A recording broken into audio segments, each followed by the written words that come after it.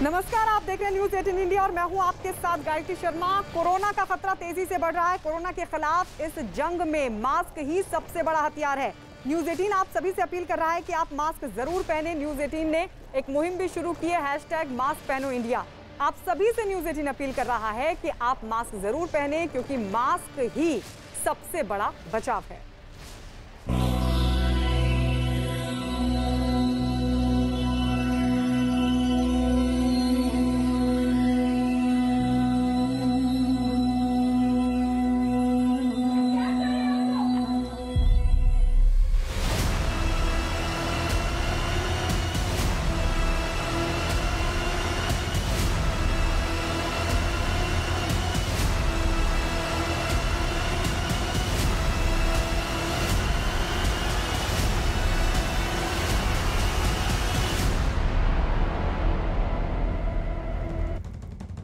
देश के कई हिस्सों में कोरोना वायरस की दूसरी लहर ने कोहराम मचाया हुआ है। देश में कोरोना महामारी की दूसरी तेज रफ्तार लहर की वजह से ऑक्सीजन के लिए मारामारी मची है।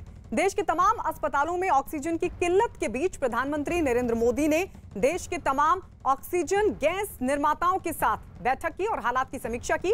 प्रधानमंत्री मोदी ने तमाम निर्माताओं की कारोबारी दिक्कतों को भी सुना और उनसे देश में ऑक्सीजन का उत्पादन और सप्लाई को तेज रफ्तार से बढ़ाने के तौर तरीकों के बारे में भी विचार विमर्श किया। इस बैठक में रिलायंस इंडस्ट्रीज के CMD मुकेश अंबानी समेत ऑक्सीजन के निर्माण में लगी तमाम कंपनियों के चेयरमैन और शीर्ष अधिकारी भी मौजूद थे। इससे पहले पीएम मोदी ने 10 राज्यों के मुख्यमंत्रियों के साथ बैठक भी की और कोरोना के बढ़ते खतरे पर गहन मंथन किया। मुख्यमंत्रियों के साथ बैठक में ऑक्सीजन की कमी, वैक्सीनेशन पर भी बात हुई। ऑक्सीजन की जरूरत की जगहों पर किस तरीके से आसानी से ऑक्सीजन को पहुंचाया जाए, उसके उपायों पर भी बैठक में चर्चा की गई। और चलिए हम सीधे दिल्ली रुक कर लेते हैं। अमित पांडे इस वक्त हमारे साथ लाइव जुड़ गए हैं। अमित, सबसे पहले बताइए, क्योंकि अब बैठकें लगातार पीएम की तरफ से हो रही हैं, मुख्यमंत्रियों के साथ भी बैठक और उसके बाद ऑक्सीजन का जो प्रोडक्शन करेंगी कंपनियां, उनके साथ भी बातचीत। किन किन बिंदुओं पर अभी तक बातचीत हुई है? देखिए, अभी मैं आपको ताज़ा खबर बताना चाहूँगा। अब से थोड़ी देर पहले तीसरी बैठक ये ख़त्म हुई है और ऑक्सीजन के जो निर्माता हैं, उनसे जुड़े जो लोग हैं, उनके साथ पीएम ने बैठक की है। कुल मिलाकर फैसला यही लिया है कि बेरोक-टोक ऑक्सीजन की सप्लाई है वो पूरे देश भर में सुनिश्चित की जाए। ऑक्सीजन के जो निर्माता हैं, ऑक्सीजन के जो सप्लायर है, ऑक्सीजन की जो व्हीकल है, उन पर किसी भी तरीके की पाबंदी नहीं लगाई जाए और अगले 1 या 2 दिन में यह सुनिश्चित किया जाए जिस राज्य को, जिस अस्पताल को, जिस बेड को, जिस मरीज को ऑक्सीजन की सबसे ज्यादा जरूरत है, उसको तुरंत उस वक्त मुहैया करवाया जाए। ऐसी प्रक्रिया केंद्र और राज्य सरकार मिलकर निर्माताओं के साथ सुनिश्चित करें। अमित, यानी आज जिस तरीके से लगातार बैठकें चली हैं, उसका असर साफ तौर पर आज के बाद अब दिखाई देने लगेगा हर स्तर पर।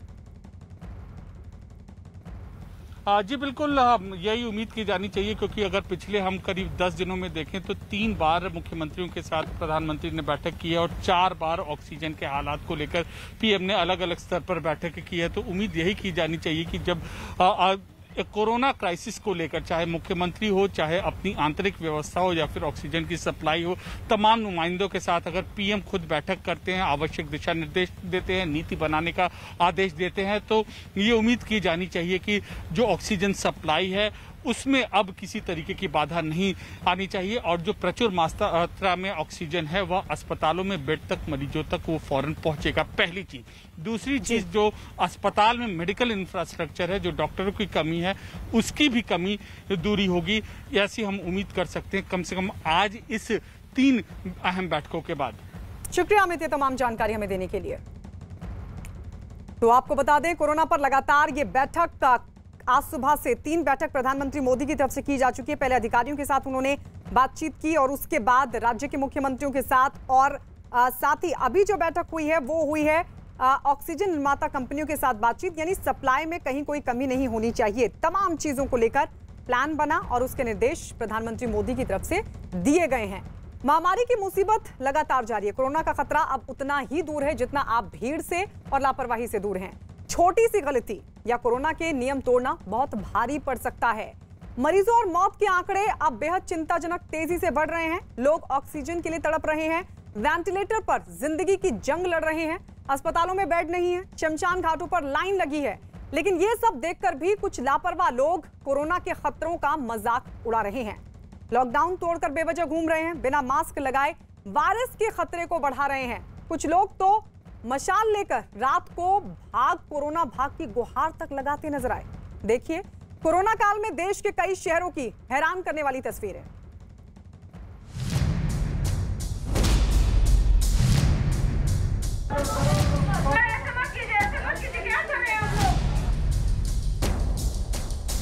हाँ, सेल्फी हॉस्पिटल से 135 इंजेक्शन है दोस्मावर, जिसमें कंटेंट जिसका रेमडेसिविर है वो चोरी होने की उन्होंने रिपोर्ट की थी।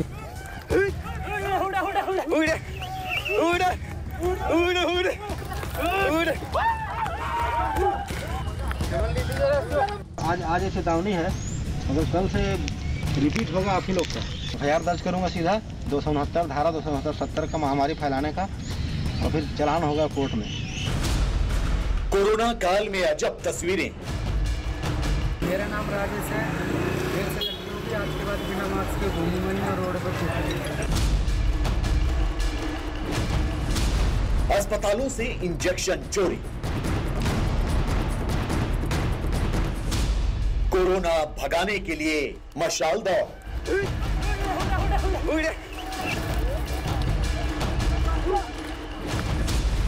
कर्फ्यू तोड़ा तो सड़क पर कसरत। सब ऐसे नहीं होना चाहिए, ऐसे तो सब बातें हैं।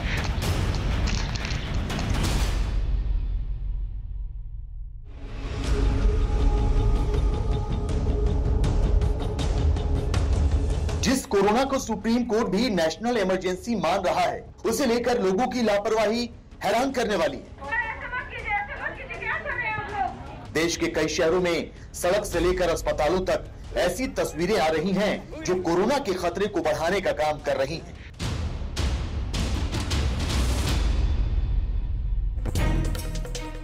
मध्य प्रदेश के उज्जैन की यह तस्वीर आईसीयू में पहुंच चुके हेल्थ सिस्टम का सच बयां कर रही है। उज्जैन में रहने वाले इब्राहिम की 30 साल की पत्नी को दमा का अटैक पड़ा। सांस लेने में परेशानी बढ़ने लगी तो पति ने एम्बुलेंस के लिए कई बार अलग अलग नंबर्स पर कॉल किया, लेकिन कोई मदद नहीं मिली। पत्नी की हालत बिगड़ने लगी तो ठेले पर ऑक्सीजन सिलेंडर रखकर एक निजी अस्पताल में भर्ती कराया गया। महिला की हालत गंभीर बनी हुई है।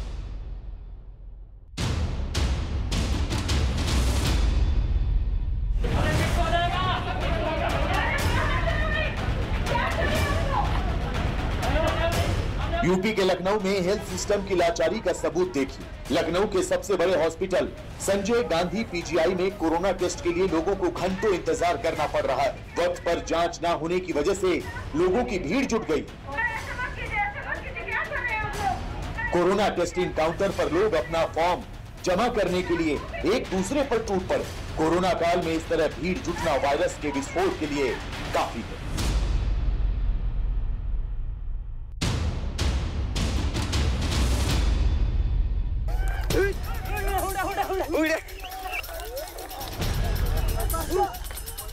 मध्य प्रदेश के आगर मालवा जिले में कोरोना काल में घर में रहने के बजाय मशाल लेकर दौड़ते लोगों की भीड़ नजर आई।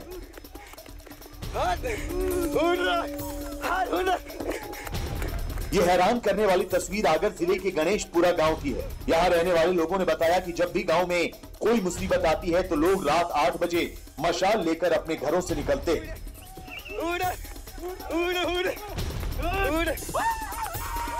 फिर गांव की गलियों में उस मुसीबत का नाम लेकर भागने की गुहार लगाते हुए मशाल गांव के बाहर फेंक देते हैं।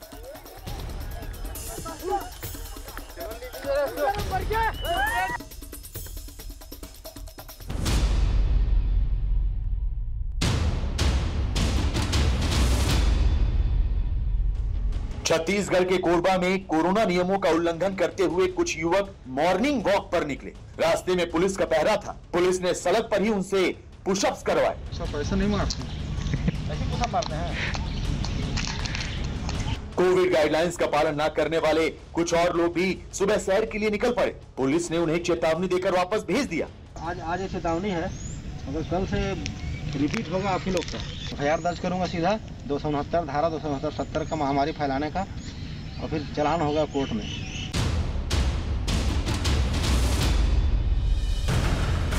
यूपी के संभल में कोरोना कर्फ्यू के नियम तोड़कर घूमने वालों का कैमरे पर कबूलनामा देखिए।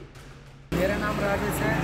देर से गलती होगी, आज के बाद बिना मास्क के घूमूंगा नहीं और रोड पर थूकूंगा। मेरा नाम आसमान बना सर, बिना मास्क के नहीं घूमूंगा, नहीं थूकूंगा सर, गलती है। पुलिस के मुताबिक जिस वक्त वो गश्त करके लोगों को घरों में रहने की सलाह दे रहे थे, उसी समय कुछ लोग बिना मास्क के घूमते हुए नजर आए। पुलिस ने सबसे कैमरे पर माफी मंगवाई। मेरा नाम भूरा है, मास्क नहीं लगा, गलती हो गई, आज के बाद मास्क लगाऊंगा, सड़क पे थूकूंगा नहीं, लॉकडाउन का पूरा पालन करूंगा। सर मेरा नाम साजिद है और मैं बिना मास्क से निकला था, आज से ध्यान रखूंगा, मास्क लगाऊंगा तुरंत और लॉकडाउन का पूरा पालन करूंगा। पुलिस ने माफी मांगने वाले युवकों को छोड़ दिया, लेकिन कोरोना नियमों का पालन न करने पर अगली बार गिरफ्तारी की चेतावनी भी दी।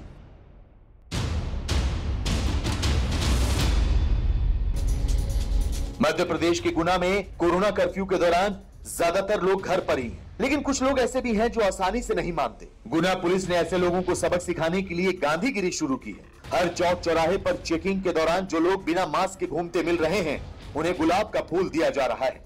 आप लोग मास्क पहने, बचाएं, कोरोना से बचें, परिवार को बचाएं। लेकिन इसमें आपका कोई योगदान नहीं कि आप कोरोना फैलाने में हमारे मदद कर रहे हैं। इन्होंने कोरोना फैलाने में कोरोना मदद कर रहे हैं, गुना पुलिस की और अपने परिवार की। इनको ये सीखें कि कैसे क्या फैलाया जाता है, कोरोना को कैसे आगे बढ़ाया जाएगा। बाजारों में जो लोग सोशल डिस्टेंसिंग का पालन नहीं कर रहे, उन्हें भी पुलिसकर्मी गुलाब का फूल देकर ये याद दिला रहे हैं कि 2 गज की दूरी और मास्क जरूरी है।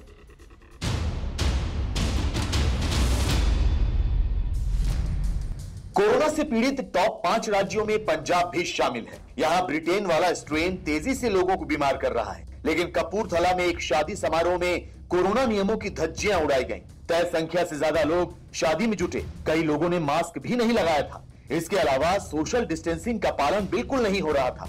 शादी में कई बुजुर्ग भी शामिल थे, जिन्हें भीड़ के बीच कोरोना का ज्यादा खतरा है। कपूरथला के काला संगिया में एक रिजॉर्ट में चल रहे इस शादी समारोह पर पुलिस ने छापा मारा, कुछ बारातियों और डीजे वालों को गिरफ्तार कर लिया। रिजॉर्ट के मैनेजर समेत 100 बारातियों के खिलाफ महामारी एक्ट के तहत केस दर्ज किया गया। पंजाब में शादी समारोह में सिर्फ 20 लोगों को शामिल होने की इजाजत है।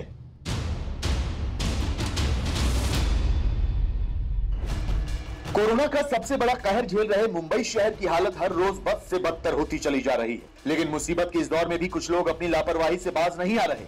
मुंबई के मीरा रोड पर एक शख्स पुलिस का स्टिकर गाड़ी पर लगाकर निकला। रास्ते में चेकिंग के दौरान पुलिस ने उससे पूछताछ की और स्टिकर की जांच की तो वो फर्जी निकला। पुलिस ने लोगों को चेतावनी दी है कि जो भी ऐसे फर्जी स्टिकर लगाकर घूमता हुआ पकड़ा जाएगा, उसके खिलाफ केस दर्ज करके गिरफ्तारी होगी।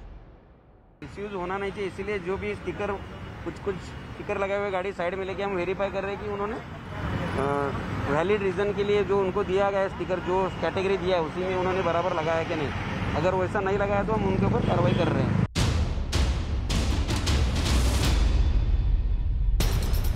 उत्तर प्रदेश के झांसी में रेलवे स्टेशन पर अचानक 5 दानव नजर आए। जो यात्री बिना मास्क के पाए गए, ये दानव उनके पास गए और उन्हें मास्क के साथ चेतावनी भी दी।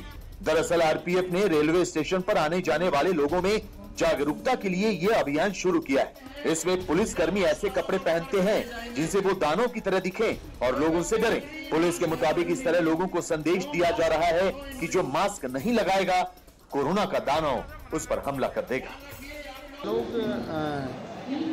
झांसी जिले में जो कोरोना महामारी फैल रही है, उसको ध्यान में रखते हुए आज हम लोग दानों के रूप में अपने बल सदस्यों को बना के यहाँ यात्रियों के बीच में एक जागरूकता संदेश देने के लिए ले आए और उनसे ये कि mask no mask no entry का संदेश दिए तथा 2 गज की दूरी, मास्क है जरूरी का संदेश दिए। बिना मास्क पहने बाहर निकलने वाले लोग और कोरोना नियमों को तोड़कर बेवजह बाहर घूमने वाले लोग इस महामारी के संकट को और बढ़ाने का काम कर रहे हैं। न्यूज़ 18 ये अपील करता है कि आप सिर्फ पुलिस और कानून के डर से नहीं, बल्कि महामारी को फैलने से रोकने के लिए घर पर ही रहें। कोरोना आपके पास तब तक नहीं आ सकता जब तक आप अपनी लापरवाही से उसे पास नहीं बुलाएंगे। घर पर रहेंगे, भीड़ में नहीं जाएंगे, बिना मास्क नहीं निकलेंगे, हाथ धोते रहेंगे और कोरोना गाइडलाइंस का पालन करेंगे तो वायरस से भी सुरक्षित रहेंगे और कानूनी कार्रवाई से भी बचे रहेंगे। और इस वक्त एक बड़ी खबर मिल रही है पीएम की कोरोना पर अहम बैठक। पीएम की तरफ से अहम बैठक ली गई, समीक्षा बैठक 10 राज्यों के मुख्यमंत्रियों के साथ। उन्होंने कहा कि मिलजुल कर काम करना होगा। प्रधानमंत्री मोदी ने इस बैठक में सभी मुख्यमंत्रियों से कहा है कि संसाधनों की कमी नहीं होगी, सभी को मिलजुल कर काम करना होगा। रेलवे और वायुसेना तैनात है ताकि वक्त पर जल्द से जल्द ऑक्सीजन पहुंचे। और इसके अलावा कालाबाजारी पर सख्ती भी प्रधानमंत्री नरेंद्र मोदी की तरफ से दिखाएगी, जमाखोरी पर रोक लगाई जाए। इस तरह की जो निर्देश हैं पीएम की तरफ से दिए गए हैं। उन्होंने कहा कि हमने सेंटर को जो भी जरूरी दवाएं हैं, इंजेक्शन है, वो मुहैया कराए हैं। और इस सब के बीच होर्डिंग और ब्लैक मार्केटिंग को लेकर भी सख्ती जाहिर की प्रधानमंत्री मोदी ने। विक्रांत जुड़ गए हैं ज्यादा जानकारी के साथ। क्या कहा प्रधानमंत्री मोदी ने विक्रांत? देखिए, जो बैठक हुई थी इसमें 11 राज्यों के राज्य और केंद्र शासित प्रदेशों के मुख्यमंत्रियों ने हिस्सा लिया था। पीएम ने इस बात पर चिंता जताई कि अब टायर 2 और टायर 3 के जो छोटे शहर हैं वहां पर भी अब कोरोना का प्रकोप बढ़ता जा रहा है। राज्यों को एक बेहतर सामूहिक प्रयास करना होगा। ऑक्सीजन सप्लाई के मुद्दों पर राज्य सरकारों की एक बड़ी चिंता थी, उस पर भी प्रधानमंत्री ने कहा कि ऑक्सीजन सप्लाई लगातार बढ़ाने का प्रयास किया जा रहा है। जितने भी विभाग और मंत्रालय वो सब मिलकर काम कर रहे हैं। इंडस्ट्रियल ऑक्सीजन की सप्लाई को भी जरूरी जरूरतों में इस समय भेजा जा रहा है। पीएम ने खास बात सभी राज्य सरकारों से कहा कि ऑक्सीजन और दवा के मुद्दे पर एक दूसरे की जरूरतों का सभी राज्य सरकारें ध्यान रखें। ब्लैक मार्केटिंग और होर्डिंग अगर कहीं हो रही है तो उन पर राज्य सरकारें कड़ी कार्रवाई करें और सभी राज्य सरकारें ये सुनिश्चित करें कि किसी भी ऑक्सीजन टैंकर को कहीं पर भी रोका ना जाए। पीएम ने ये भी कहा कि एक कोऑर्डिनेशन कमेटी बनाई जाए जो ऑक्सीजन जो केंद्र से मिलती है उसके बारे में सुनिश्चित करेगी। और ये कहा कि राज्यों की अपनी जो जरूरतें हैं ऑक्सीजन को लेकर के उसको पूरा किया जाए। पीएम ने इस बैठक में कहा कि केंद्र सरकार की तरफ से हर संभव मदद सभी राज्य सरकारों को दी जाएगी और किसी को भी ऑक्सीजन की कमी नहीं पड़ने दी जाएगी। और ये भी बताया गया कि रेलवे की तरफ से एक विशेष काम शुरू किया गया है जो ऑक्सीजन एक्सप्रेस होगी, जिसमें खाली ऑक्सीजन टैंकर जो है वो रेलवे के जरिए भी सप्लाई किए जा रहे हैं और इसके अलावा जो खाली टैंकर है उनको एयरफोर्स के जरिए भी पहुंचाया जा रहा है ऑक्सीजन का जहाँ पर प्लांट लगा हुआ उन इलाकों तक, क्योंकि जो खाली टैंकर है उन्हीं को पहुंचाया जा सकता है। भरे हुए टैंकर को हवाई एयरपोर्ट के जरिए नहीं ट्रांसपोर्ट किया जा सकता, लेकिन अगर खाली भी प्लांट तक पहुंचेंगे तो काफी समय बचेगा। तो इस तरह से पीएम ने इस बैठक में तमाम सुझाव भी दिए। वैक्सीनेशन में तेजी लाने की बात कही और ये कहा कि वैक्सीनेशन कार्यक्रम किसी भी रूप में कमजोर नहीं होना चाहिए, वो धीमा नहीं पड़ना चाहिए, उसकी रफ्तार को बनाकर रखना चाहिए। और पीएम ने उम्मीद जताई कि सभी लोग मिलकर राज्य सरकार और केंद्र सरकार मिलकर इससे भी पार पाएंगे जैसे पिछली बार कोरोना को मात दी थी। विक्रांत, यानी सप्लाई को लेकर प्रधानमंत्री नरेंद्र मोदी की तरफ से पूरा भरोसा। इस सब के बीच जो जमाखोरी और कालाबाजारी, क्योंकि जगह जगह से इसी तरह की रिपोर्ट सामने आ रही थी, सवाल उठ रहा था कि अगर कमी है तो फिर ये कालाबाजारी कैसे हो रही है। जब ये निर्देश ये सख्ती के साथ प्रधानमंत्री मोदी ने जमाखोरी और कालाबाजारी को लेकर चिंता जाहिर की, तो उस पर मुख्यमंत्रियों की तरफ से क्या रिस्पॉन्स रहा और अब क्या मान लिया जाए कि अलग अलग स्तर पर राज्यों की तरफ से भी इसको लेकर सख्ती होगी? देखिए, बिल्कुल जिस तरीके से बैठक हुई और केंद्र और राज्य सरकारों के बीच एक बेहतर समन्वय रहे, इसी कारण प्रधानमंत्री ने ये आज की बैठक बुलाई थी। और आज की बैठक में उन्हीं राज्य सरकारों के मुख्यमंत्रियों को बुलाया गया था जिनमें कोरोना ज्यादा तेजी से पैर फंसा रहा है। और पीएम का इस पूरी बैठक में जो खास बात रही वो यही थी कि ऑक्सीजन का मुद्दा हो या दवाओं का मुद्दा, सभी राज्य सरकारों को एक दूसरे की जरूरतों का ध्यान रखना होगा और किसी भी राज्य सरकार ये सुनिश्चित करे, राज्य सरकार की किसी दूसरे राज्य का अगर कोई टैंकर ऑक्सीजन टैंकर वहां से निकल रहा है उनके राज्य की सीमा से, तो सुनिश्चित किया जाए कि उसको किसी भी तरह से कोई रोके ना और वो निर्बाध गति से आगे बढ़े। तो पीएम ने साफ कहा है कि जो सरकार की केंद्र सरकार की तरफ से। ठीक है, शुक्रिया विक्रांत, शुक्रिया। देश में कोरोना विस्फोट लगातार जारी है और ये दूसरा दिन है जब 3 लाख से भी ज्यादा नए मरीज सामने आए हैं। मुसीबत इस बात की कि लगातार बढ़ रहे इन मरीजों की वजह से स्वास्थ्य सुविधाओं को बनाए रखना अब बड़ी चुनौती बन चुका है।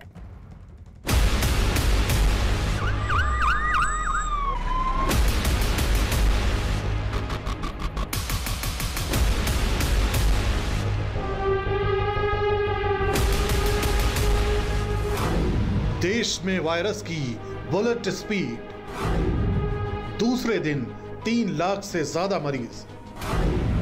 महामारी के खिलाफ एक्शन में केंद्र।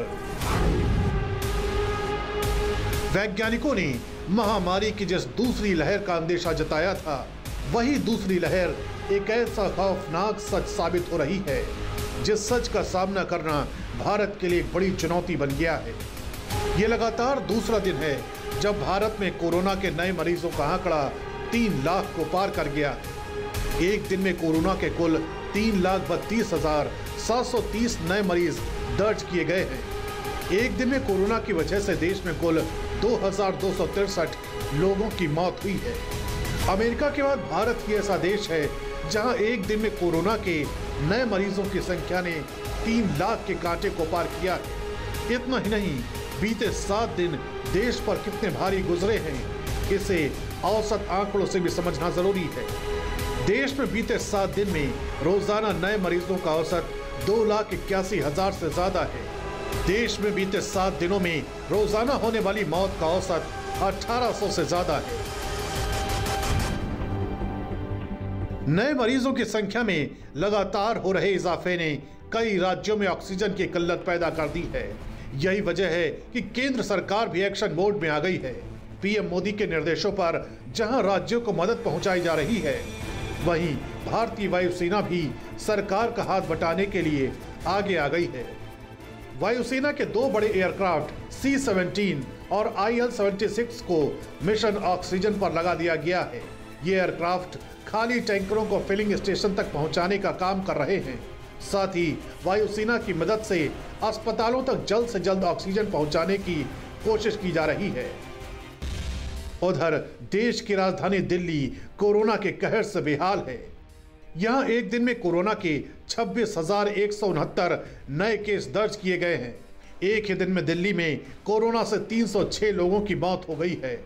इसी के साथ दिल्ली में कोरोना के फैलने की दर 36% को पार कर गई है। हालात अब इस कदर बुरे हो चुके हैं कि राजधानी के कई अस्पतालों में ऑक्सीजन की भारी कमी हो गई है। ऑक्सीजन सिलेंडर रिफिल कराना चुनौती बन गया है। यही वजह है कि सीएम अरविंद केजरीवाल ने केंद्र सरकार से ऑक्सीजन की सप्लाई के लिए मदद मांगी है। दिल्ली के अंदर बहुत बड़ा ऑक्सीजन का क्राइसिस चल रहा है जिसमें आपकी मदद चाहिए। तो प्रधानमंत्री जी, सबसे पहले आपको धन्यवाद देता हूं कि केंद्र सरकार ने दिल्ली का ऑक्सीजन का कोटा बढ़ा दिया है। लेकिन सर, मैं आपसे हाथ जोड़ के प्रार्थना करता हूं कि इस बढ़े हुए ऑक्सीजन के कोटे को दिल्ली तक पहुंचाने में हमारी मदद करें। राजधानी में लगातार बिगड़ रहे हालात के मद्देनजर ही दिल्ली कैंट में बेस अस्पताल को 1,000 बेड के अस्पताल में तब्दील किया जा रहा है। इतना ही नहीं, 23 मोबाइल ऑक्सीजन बनाने वाले प्लांट को जर्मनी से एयरलिफ्ट किया जा रहा है। देश के सामने इस वक्त भयावह चुनौती है।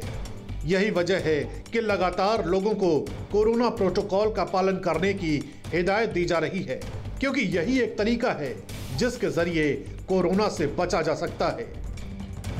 और इस वक्त की बड़ी खबर आपको बता दें, सरकार मुफ्त राशन देगी। इस वक्त की ये बड़ी खबर, गरीबों को मुफ्त में दिया जाएगा राशन। केंद्र सरकार की तरफ से इस बात का ऐलान किया गया है कि मई और जून में मुफ्त राशन दिया जाएगा। प्रधानमंत्री गरीब कल्याण योजना के तहत ये फायदा 80 करोड़ लोगों को दिया जाएगा। 5 किलो मुफ्त अनाज देगी सरकार। अमिताभ सिन्हा हमारे वरिष्ठ सहयोगी जुड़ गए हैं। अमिताभ जी, क्या ये पूरी प्लानिंग गरीबों तक राहत पहुंचाने की?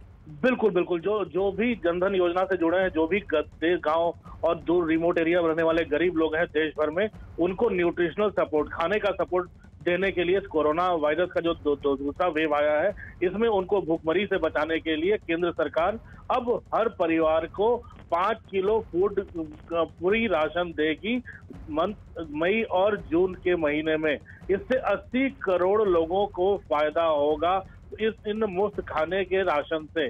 और सबसे बड़ी बात, केंद्र सरकार इस पर 26,000 करोड़ रुपए खर्च कर रही है। तो ये माना जाए कि पीएम गरीब कल्याण योजना के माध्यम से जो कोरोना के संकट से जो माइग्रेंट वापस जा रहे हैं, जो अपने गांव देहात में फंसे हुए हैं, उन तक मुफ्त राशन पहुंच पाएगा। उनको भूख से बचाने की केंद्र सरकार की बहुत बड़ी योजना है। पीएम प्रधानमंत्री ने और केंद्र सरकार ने इसको आज लागू किया है। अमिताभ जी, बहुत बड़ी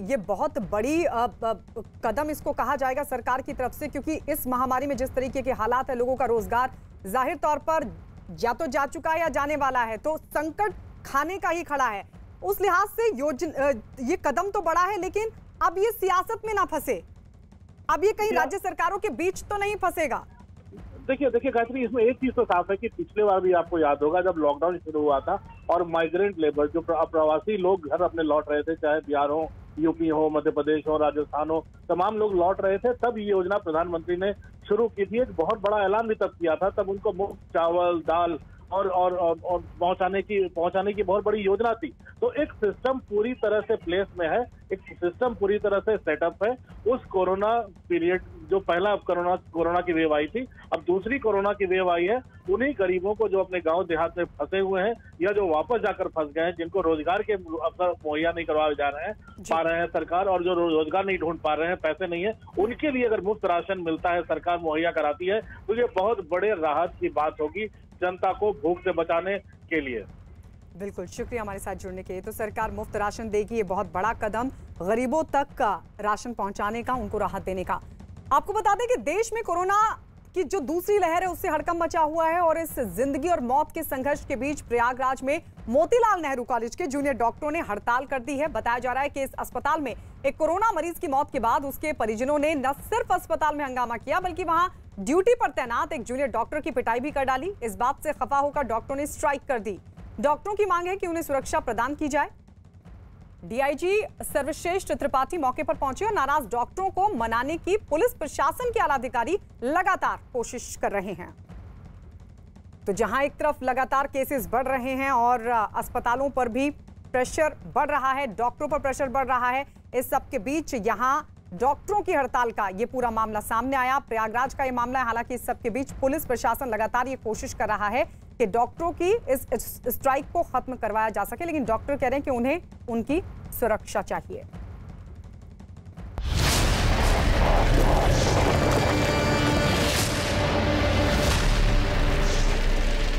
पुलिस ने जब्त किए हैं।